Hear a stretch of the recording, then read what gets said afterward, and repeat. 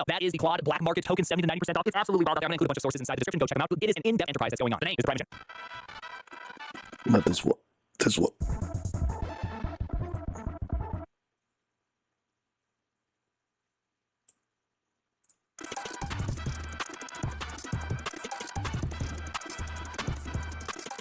Yo, what is up, man? What's going on, everybody? Dap me up, Harry Knuckles. And it's all. Let me get to the chat real quick. I got the chat, my man already in here. Guess what's poppin', my dog? I'm gonna put you got hi there. How are you doing, sir? How are you doing, sir? Dap me up, Harry Knuckles. Not great to see you. We got a wonderful damn show today. Nick Moses 05 podcast. Anywhere in the world, you are here with your boy. Dap me up, Harry Knuckles. And Denora, when you up there, Denora, I wasn't gonna do it. I wasn't gonna do it, but I said so. We got a wonderful show today. All right, everybody on multiple platforms. We are actually going to start the TikTok stream right now. So if you are on TikTok, you will see us. We are live on multiple platforms. Nonetheless, everybody wants to know we have been off the past couple weeks. A lot of things. Father's Day. We had events we actually attended, live coverage, so we could not do a show, but now we have a show to review. I want to jump straight into it, man. I don't even want to waste no time. Y'all know what time it is. It is time for one of the hottest segments out there in gaming period. All over. News ain't doing it like we doing it here. Matter of fact, let me make sure I turn my mic so y'all can hear me okay. Y'all hear me good? Good with sound? We good with sound? Okay, let's check the soundboard. Hold on. Sticking out your yacht, there is work. Ah, You're so skibbity. You're so fan of Stop it, damn it. I just want to be. Oh my lord, what is this talking about? Fuck. All right, nonetheless, this is Gaming Gone Wild. For those who do not know, in Gaming Gone Wild, we talk about crimes within gaming weekly. We do this all the time. Everybody should be used to it and should know what goes on by now. These clips have garnered millions of views across multiple platforms, and we want to keep that going. So, what we want to do is start with the first story of Gaming Gone Wild, which has to deal with Grand Theft Auto 6. Okay, and I want to make sure we can see the video and also see me on screen. I'll try to make it as big as possible for both of us, for vertical viewers, and there we go. That might be a little better for vertical. Is that better for you? Let me know. That should be better. We got to split side by side. We don't want to take up the whole screen. Okay, this is great. This is wild, bro. Lillian, what's up? I can't wait to tell you about this. This is great. Y'all, I never thought I'd see the day, but it came. Yes, GTA 6 is still months away from release, but scammers are already trying to cash in on the hype. They offer early access to the game. Cybersecurity research from Malwarebytes and NordVPN are warning the new scam websites are claiming players can buy VIP early access. Also, another name board has been exclusive beta access for a playable version of Grand Theft Auto 6 before launch. Next, these sites are designed to look official. They look great. They look right. They use GTA 6 logos, Vice City style artwork. We got luxury cars. We got polished graphics. We got everything that you think you would like, even language that makes it feel exclusive. But researchers have already checked into it, and these sites are not connected to Rockstar Games at all. If you guys spend any money, companies, you better try your damnedest to get that money back. In one example, all right, I'm just gonna give you one example. Shout out to Ender. Ender to see you. Just goes in the chat. Run up the damn chat. Let me know how you feel. Have you failed for Grand Theft Auto 16? Have you? Just one up. You can admit it here. It's an open site. But in one example, a fake early access site asks users to pay around $250 in cryptocurrency. Yes, that's not a mistake. $250 in cryptocurrency, stating you can play Grand Theft Auto 6 early. The site accepted Bitcoin, Ethereum, what else? They got USDT, but it then told victims to enter a transaction ID to unlock the download. No happening. No early access. No game. Money. Shout out Chelsea. Shout out to the lady. You know what's like that women in the chat? All the women in the chat. All right. The payment is made in cryptocurrency. Victims, I'm telling you, you're not gonna have normal chargebacks. Okay, I accidentally sent cryptocurrency by accident to an actual source of it. Like you make a mistake, you're more likely not to get it back. But researchers also found fake GTA 6 beta websites. Yes, they found fake Android apps, fake piracy downloads, fake Rockstar login pages, all being used to target fans. Hell, some of these scams are not just stealing money. They want to steal your login credentials. Yes, they want you to log in. They want to collect personal information or install malware on the victim's device. We knew this was coming. We all knew it was coming. Everybody's seen it. The reason Grand Theft Auto 6 is such an easy target is because the way people are thirsty. They are drooling for a chance to be able to play the game. Now, Grand Theft Auto 5 I believe launched in 2013, 2012, right? But Grand Theft Auto 6 is scheduled for November 19th of 2026. Y'all around the corner. Second, what's going on, man? Good to see you. It's just around the corner. That means fans Imagine waited 13 being damn this years for Grand Theft Auto 6 stupid to make release. I am calling this the biggest release to ever fall of for all. But skin like and just say, that. if you got fan, put it in the chat. It's okay. No mind you saying. No. Fall for the scam, pretty much deserve to be scammed. Any possible way to play the game for everyone else. No. Now, Rockstar has not announced any public Grand Theft Auto 6 beta or secret early access program at all. Not through random websites, none of that. So I want to go out today. The official pre-orders are handled through Rockstar, folks. Do I need to say this again? The official pre-orders are handled through Rockstar. Like, this is not digital storefronts and authorized retailers should be the only places you go. The website claims it can sell you early access. Tell it it's your app. The second you're doing this app, you're not getting early unlocking available.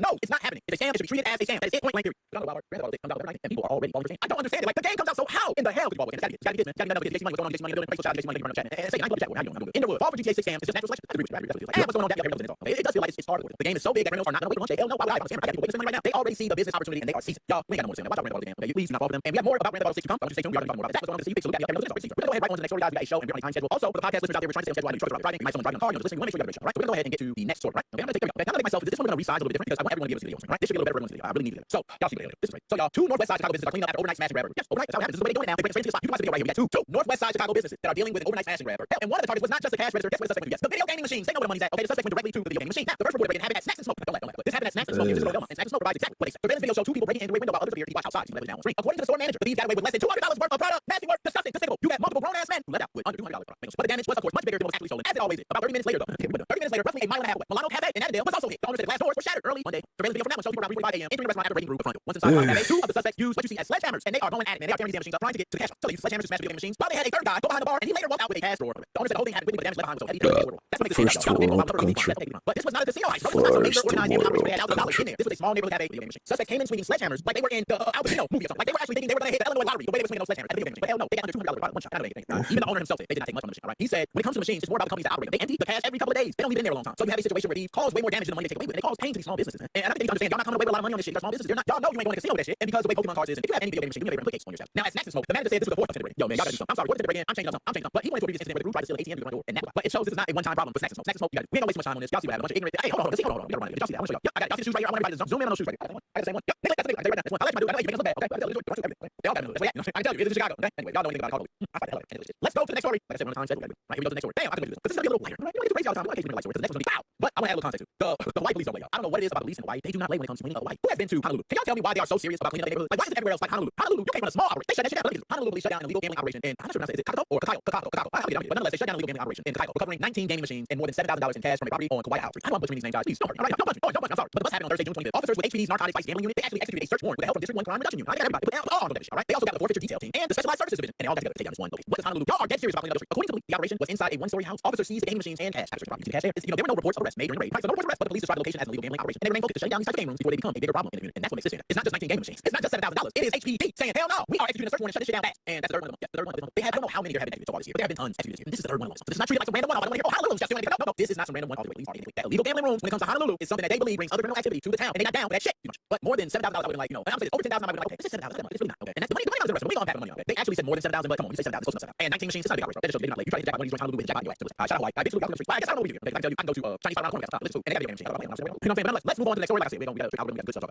Oh yeah, y'all, we actually unpacked this a little bit during the week when we had a video game debate show. If you have not seen that, go take a look. It has lights on there. My dog, we actually debated that. And that's a great debate. Now we're gonna talk about a story. A lot of people haven't heard about it. And it's amazing. I'm gonna bring everyone's attention together. Okay. The Philippines is now dealing with a major video gaming debate after officials temporarily blocked the game Warbox following a deadly campus tragedy in Tacloban City. Right, the situation started after two minors were taken into custody in connection with the incident at San Jose National High School. Now we will try to watch the wording because we are dealing with minors and we also are on multiple platforms. We want to be very, very real. Right, so everybody know. Afterward, police said one of the students had played Warbox. And just so you know what Warbox is, it is a sandbox style game known for graphic content and immature themes. Now that connection led the Cybercrime Investigation and Coordinating Center to temporarily block the app while authorities review whether online content may have played any role into the app. Now, a lot of people hear that and go, I'm bad, but that's what made the story take a much bigger turn. It's now bigger than one game. Some lawmakers are calling for more scrutiny of online platforms. Age sale, child safety rules, types of community young kids can join and are exposed to. Others are warning that blaming video games too quickly to turn a complicated tragedy into a simple weapon. And I agree. Senator Rodante Marcoleta, I got that right. Ooh, that was a pretty damn good. Senator Rodante Marcoleta pushed back on the idea that video games should automatically be blank. Yes, this is Senator. He said officials need to study the facts first instead of running to the point at gaming as a cause. His argument is that lawmakers blame one game without fully understanding everything around the case, that they may end up targeting the wrong problem, and I could not agree 120%. Right? Makes no sense. We should have to deal with this. The developer of Warbox, the developer of Warbox, Felix also said that the game is rated for adults and is not intended for minors, so they are playing it. He stated he specifically put on there that it is for adults. Reports say the game is available on platforms like Steam and Google. Age ratings and parental controls are supposed to play a role, but that's going to raise a different question right now. That raises if a mature rated game can end up in front of younger players because it does all that. That's what I'm used to. So I'm just going to say this. I think this comes down to, you know what, before I get into my feelings, I'm going to go, but this is where experts in gaming communities are now pushing back. Okay, pushing back. The larger argument is that video games may be part of the conversation, but they should not be treated as destination. Researchers and child safety experts warn that real world harm usually involves several factors: isolation, bullying, forced prohibition, access to dangerous items, online communities, lack of support systems, etc. Hello, a lot of other things. It's not just little kids playing a game. And every time a tragedy happens and a game gets mentioned, the same debate comes back up. We've been dealing with this since people start asking whether games are influencing kids, whether platforms are doing enough to protect, and whether governments are using the same quick measures for other types of media that they do for video. All these questions come about it. In this case, there are also serious questions around what the hell are the parents doing? How did they get access to weapons? How were they left alone long enough to do what they gotta do? Like there are so many other questions. The school security. Let's talk about what's going on with school security. What's going on with the police in the area? How fast they react to it? Like I can go down a dark tunnel of all the different failures before you get to the Warbox. This is ridiculous, man. We have gotten past the language video game. I said this during the debate, but Eminem had a lyric. I'm gonna say it again.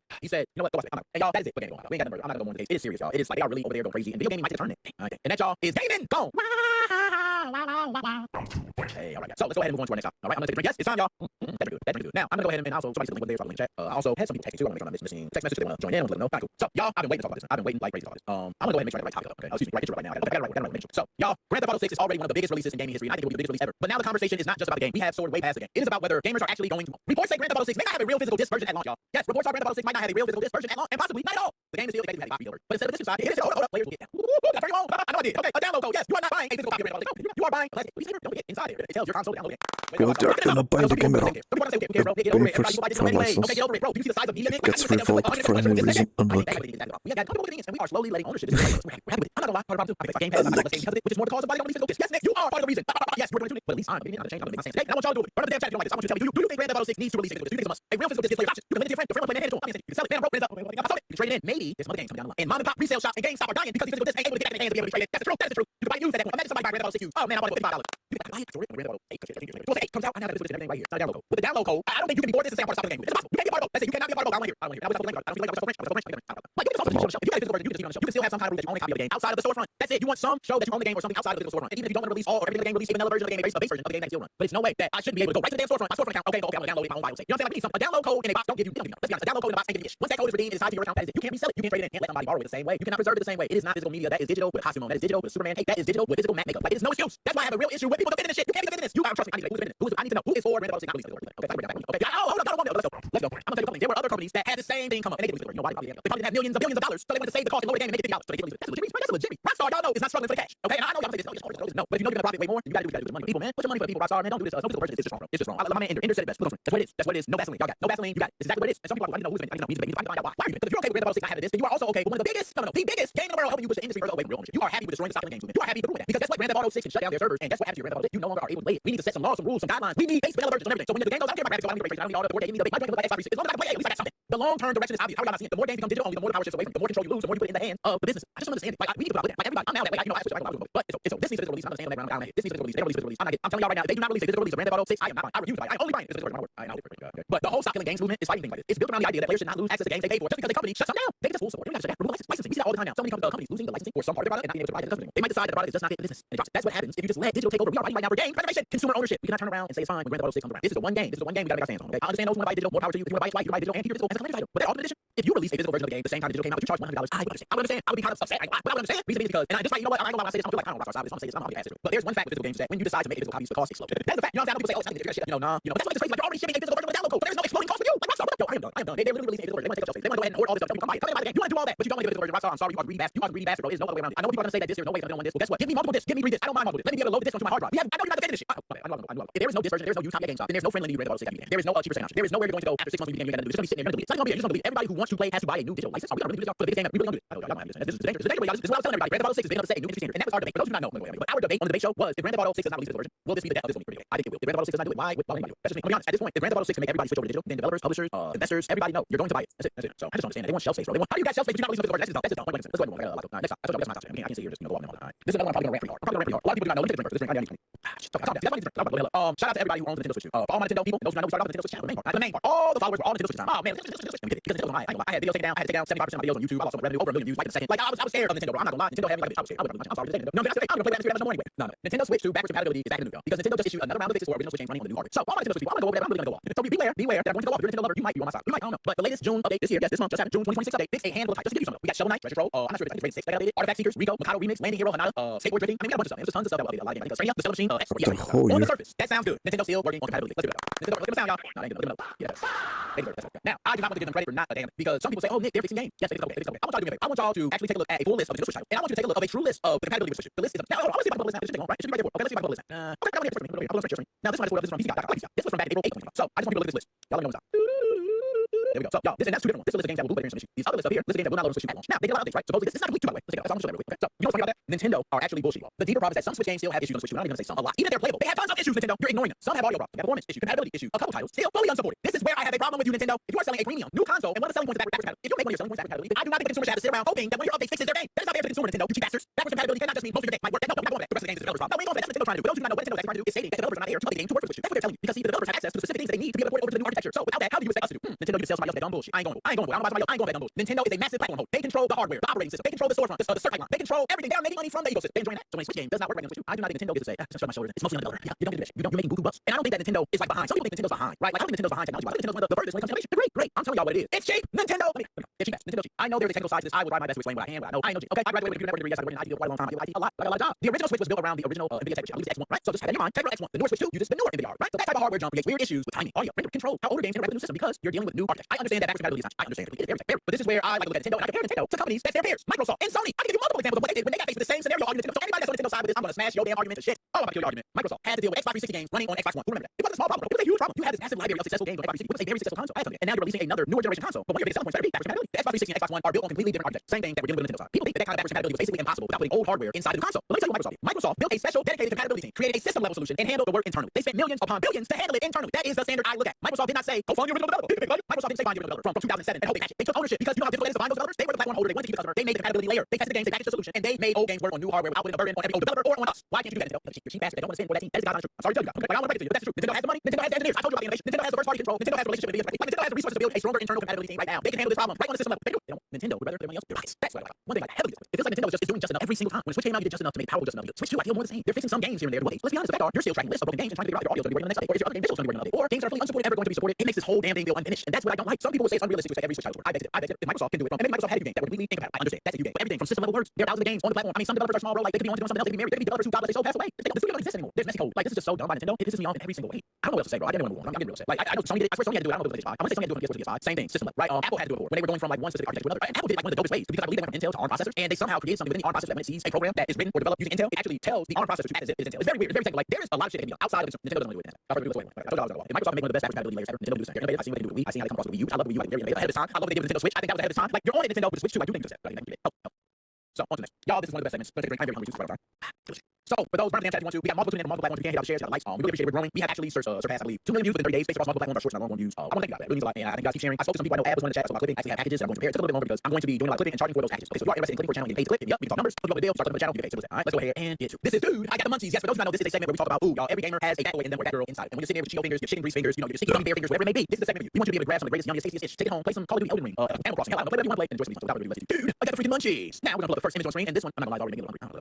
This is not even bad. Now, y'all see the picture. It's a little blurry. But for those who don't know, let's see if I got another one. Let's see if I get the picture that's a little better. You know, that one's like, it shows it, but you know, I like, okay. This one might be a little, like all these pictures kind of just not even doing it any justice at all. Yeah, this is probably the best, y'all. I'm sorry. These other pictures are like too small. They're not big enough. Damn, I can't use it. Okay, never mind. So, y'all, what you are looking at right now is Panda Express and one of their delicious products that I have to try. Now, on screen, it's a little blurry. You might say, what the hell is that? Panda Express is testing something that sounds like somebody said, I'm gonna make a perfect fast food snack bag. That's what it looks like. Panda Express testing. Now, I'm not sure pronounce this, but Panda Express is testing a Sichuan chicken and fries shake box, which comes with crispy chicken bites and fries tossed in chili crisp sauce, plus a spiced rice seasoning and a soy garlic aioli on the side. Now, the idea is that you add the seasoning over the fries, over the chicken bite. You close the box, you shake everything up, until the seasoning gets all over, and then you can either drizzle or dip the air. Now, I ain't gonna lie, this should be everywhere. So you test it in markets, so you out there in Milwaukee, you in Detroit, you in El Paso, oh my God. If you in Milwaukee, if you in Jacksonville, if you but nonetheless, if this goes nationwide, I think this item could be one of the hottest items. I do believe so. I believe Panda Express needs to. This is it. Now, my man, beef, the hot orange chicken is good. I'm not gonna lie, beef, somebody should have man. I'm being on that one, man. You know what I'm saying? That hot orange chicken is delicious. And that seasoning, by the way, that seasoning is so good. I'm not gonna lie, bro. Like, you put the seasoning in there, coat it, and shake it up, and you got seasoning. They nuts. They on something. Shane, all the way from Melbourne, Australia, what's going on? I asked somebody from UK about it, you know what I'm saying? Let's go ahead and move on to the next. We gotta show you this. This is delicious. All right, let's close this one out. So, right now, Dairy Queen is going global. Yes, of course, everybody is Dairy Queen is going global and patriotic at the same time because they're going out with a bang with a new Stars and Stripes Misty Slush Float and a new glitter cup line. Now, the Stars and Stripes Float has cherry Misty Slush, Dairy Queen soft serve, blue raspberry Misty Slush, and Stars Spring Snack Sound. It's gonna be available in a small size for $2.50 for a limited time. Okay, I can still like it. But Dairy Queen is also rolling out new blizzard flavors, and we all love new flavors. We now got these are all inspired by global, soccer. We got strawberry mango flavored mochi. I haven't really tried it. No, strawberry mango flavored mochi. This all cooked and Mexican style hot chocolate made with I believe. I'm trying to Spanish. All right, I ain't gonna lie, this all one sounds. Give me real. This all is safe. I got to go down. I don't know Mexican hot chocolate sounds good. It do like I'm here. That sounds like sleep. But all these, I don't know that float. Yo, Dairy Queen making a comeback. Gosh. But yeah, it sounds like Dairy Queen's back down with the chat. Come to Melbourne for your combination at mine. I know I come, man. I got you come here. You know what I mean? I try to slush add ice cream. You read my mind. Beef, brother. You know what I'm saying? Beef, what we talking about, man? Yes, ice cream. Slush. We're done, beef. We're done, beef. Good day, sir. All right, go ahead. That was one. To the next one. Well, bam. Okay, there we go. So what you're seeing on screen Holy is shit.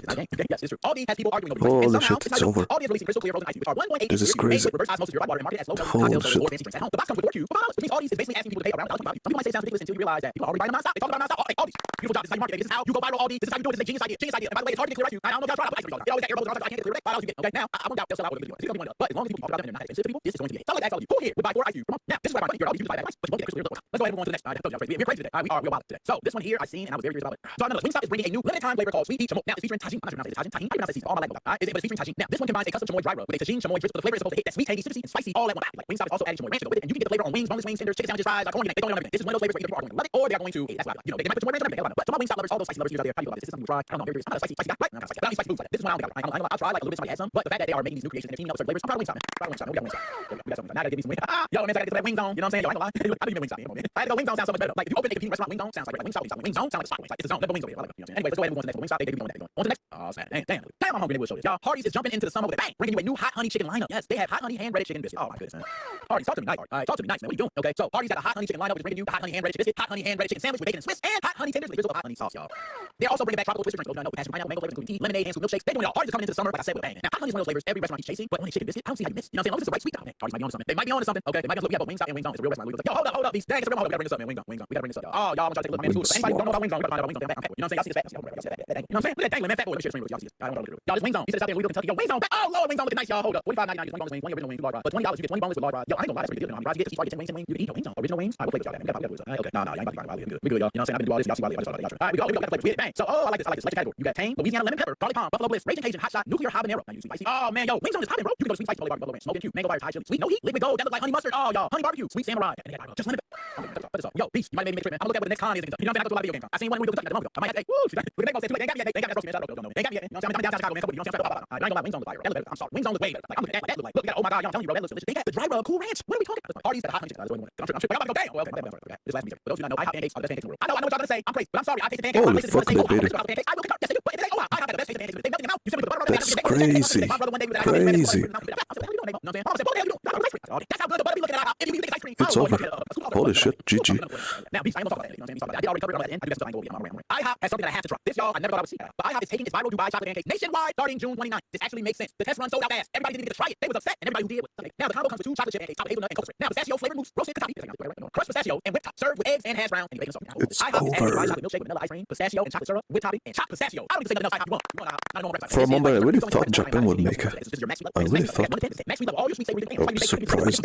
But at this rate, I thought Brazil was gonna win it. I really thought Brazil was gonna win it. At this rate, struggling with against Japan. Yeah, I doubt. I really seriously doubt. They had to just turn around there. They had to just turn around.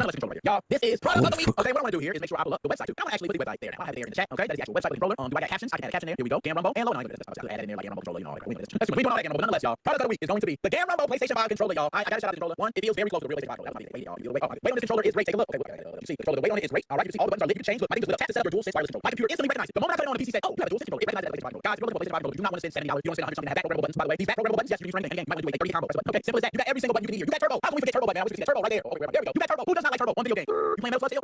Also, y'all see USDC. Okay, you can connect it to your PC. You can also use this on Nintendo Switch. Okay, this is a one size fits all. So I don't usually, but I gotta use the damn Rumble has everything. They say they need to try this out, man. I trust you. Somehow it's not over yet. See other reviews, especially when it comes to PlayStation 5 controllers. Bro, PlayStation 5 controllers still got taken care of on it. Okay, regular PlayStation 5 controllers, you cannot get your programmable buttons on that. You can't get those. Those right there. You can't get those. Okay, regular PlayStation 5 controller, you gotta buy these. Yes, have to be back. Yeah, you already Probably know. over. This is close I to just need to refresh it. You know what I mean? So nonetheless, fine. So we're going to move on to the last but not least. No, Y'all, you did. this is Choose Your Fate. Yes, Choose Your Fate.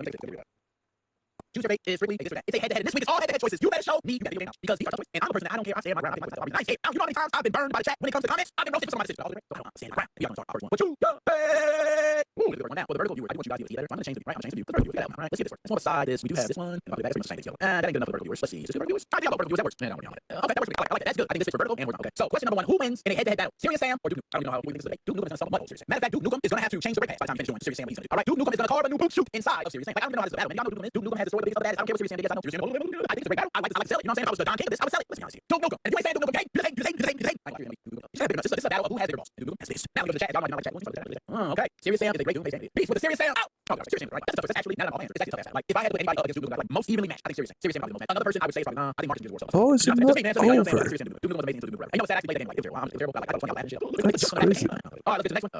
Damn. Okay, let me take a sip. Like, damn, this is one I got to get through. Who wins in a head-to-head battle? Alan Wake or Max Payne? This is a very tough battle. For this one, I am going to go with Max Payne. All right, it's very difficult for me to Max Payne. It's because I do feel like Alan Wake is going to have the power and the mental capacity to take Max Payne places. But Max Payne, I don't think a lot of people know about that bullet time was something else. Max Payne, you know, we want to say the Matrix and all that, but let's be honest, we're video games. That Max Payne bullet time was where it's at.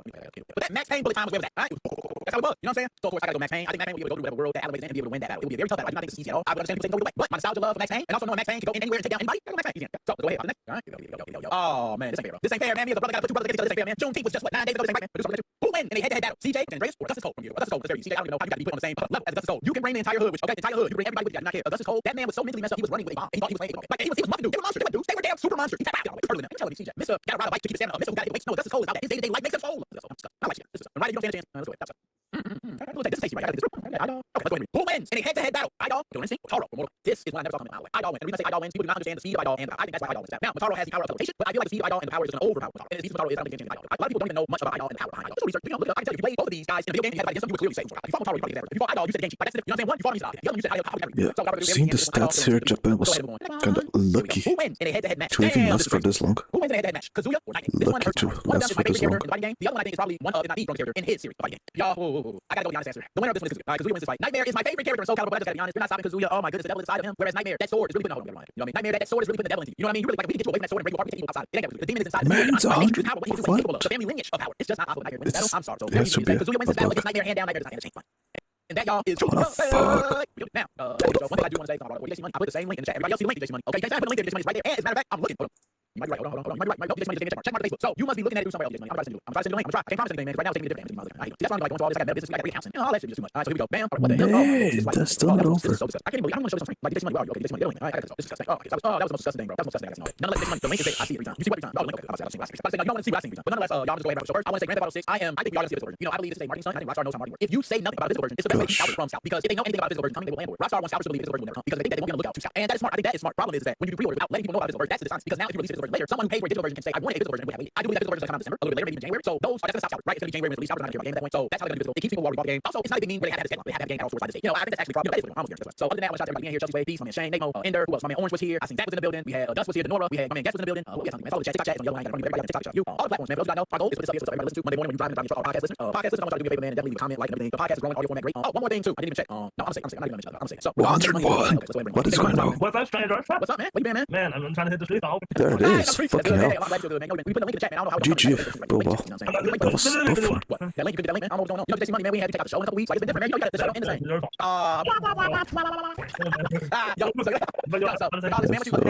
how's everything going? Man, for happy birthday, Father's Day. It's probably against Norway. That's gonna be a funny match. That's gonna be a funny match. Yo, happy Father's Day, man. How you been? Yeah, let's go, man. don't forget, man, aka Incredible Hulk, aka Mr. Smash Your Hand when you shake it, that my hand was like, damn, damn, I bet, man, that brother, man, yo, DJ Money, man, happy, Happy Father's Day, you know what I'm saying? So, DJ Money, man, you need to check the show out, man. What happened with the, we missed the music, man, we ain't get none of the, used to be like, hey, shout out to so-and-so, shout out to this, we out, and I usually take the whole show out, man, we ain't had none of that, man, you know what I'm saying? Yeah, I don't know, man, I was sitting in the, no, that was my fault, you know what I'm saying? Doing stuff, then I'm out, then I had to live, then the Father's Day came, and then another time, you're right, out yet.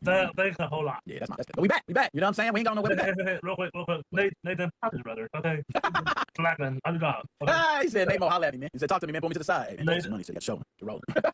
What up, man? Yo, what's up? What you got going? You doing something? We can see the reflection off your glasses. Hold on, let me see. What you looking at? See, I see trying. I can see the reflection. Nathan, I'm gonna be right now. Talk to the boy. Yo, he got it. Yo, that looks so crazy. I can see the monitor on your glasses, but I can't see. Hey, you really? Hold on. Hey, you really? Yo, my glasses are dirty. We can't tell though.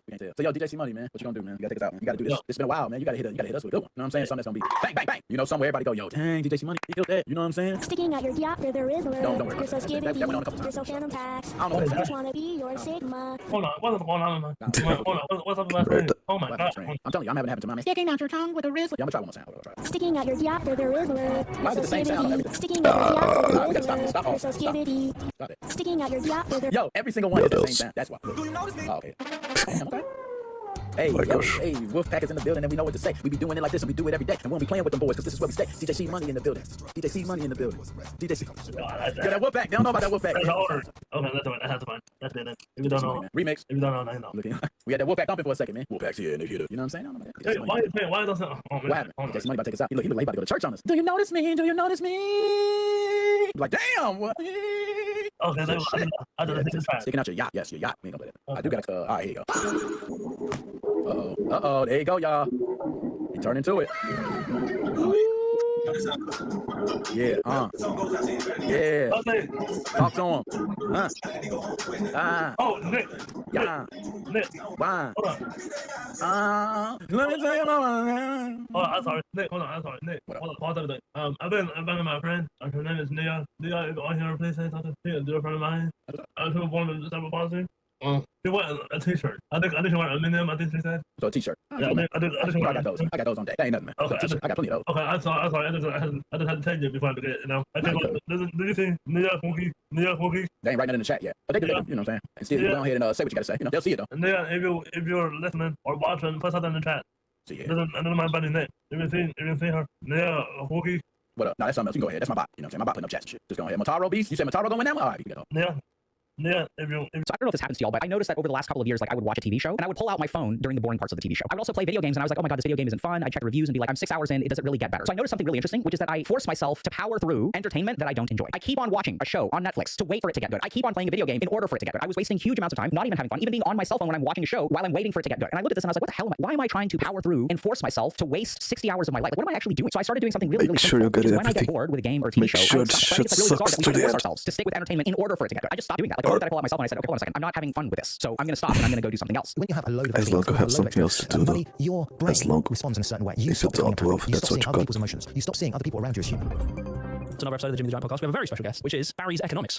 Well, my last name is Economics. You can call me Barry first. But, Barry Stevenson. Welcome to the show. What is the Epstein economy? It's a term that I made up because it reframes everything about Epstein. So, like when you hear people talk about Epstein, everyone just is on the kind of almost like it's the human interest stuff. How big was the island? Where was the island? Who was on it? Oh, was Trump there? Was that? And it's all the stuff that we kind of like as human beings want to buy into. And this is or interested in what the story. Who was, how's it work? Where are the receipts? What's going on? And it's so interesting because it is mad to look at this stuff. So it's really easy to think that Epstein's a one-off. There's a group of bad apples, right? And there's this phrase, bad apple, it's what all the time. And the best way to describe, I find, the Epstein economy is by actually naming the full phrase. The bad apple comes from an idiot. A bad apple ruins the barrel, right? Because it's not about one single bad apple. It's about one bad apple that makes everything else rot. So that's the original expression. That's the original expression that we just all forgotten about. You have to leave off. The important part. The second half is really important. The actual point. So with a bad apple, I guess, and instead of individualizing, and instead of like saying this was one person who did this thing and that was their choice because that's how they're made up, you take a look where you're like, how does someone like that come to be? And in that analogy, right, the bad apple ruins the barrel, right? The barrel is actually what the problem is, right? Because the problem, you take one apple, you take out the barrel, the fact that they're all in the same barrel. So the Epstein economy itself is the idea that, say, for example, the barrel is a structure, but the structure of having super rich people, the structure of having billionaires, the structure of having this whole economy that's built around the idea of maximizing wealth, it creates Jeffrey Epstein. Jeffrey Epstein is not the grade one villain. He's the henchman of a psychological way of seeing the world about wealth accumulation that literally creates people like Jeffrey Epstein. So when you have a load of extra wealth, when you have a load of extra money, your brain responds in a certain way, right? You stop becoming empathic. You stop seeing other people's emotions. You stop seeing other people around you as human. You literally, the more money you have, there's documented science done about this. There's a great little experiment you can do, right? Very, right? So draw a letter E. You know the letter E, like with the capital E. Draw a letter E on your forehead. Just do it right now with a finger. Okay. Right now, if you ask people from a lower socioeconomic background to draw a letter E on their forehead, they draw it so that the other person can read it. Because you just think you're not thinking about yourself, you're thinking about the other person.